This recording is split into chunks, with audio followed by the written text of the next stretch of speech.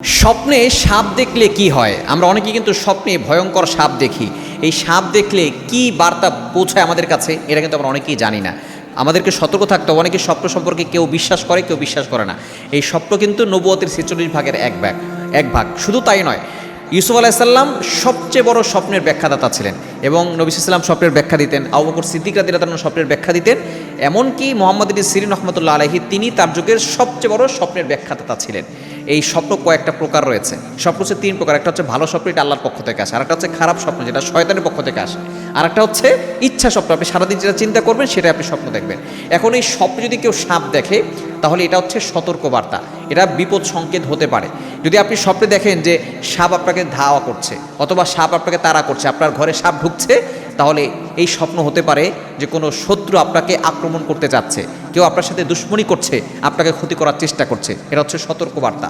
এবং দ্বিতীয় নম্বর, যদি আপনি দেখেন সাপ আপনি মারছেন, তাহলে এর ব্যাখ্যা হলো যে আপনি দুশ্মনের উপরে বিজয় লাভ করবেন, দুশ্মন আপনাকে ক্ষতি করতে পারবে না। তবে এই স্বপ্নে সাপ দেখলে কারো কাছে বলবেন না।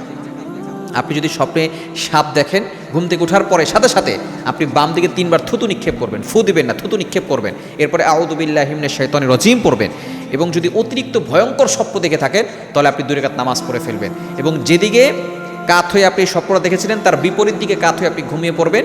আর এই স্বপ্নের কথা যারা স্বপ্ন সম্পর্কে জানে না তাদেরকে বলবেন না, তাহলে দেখবেন এই স্বপ্নের খারাপ প্রভাব থেকে আপনি বাঁচতে পারবেন। যার তার কাছে আপনি স্বপ্নের কথা বলতে যাবেন না।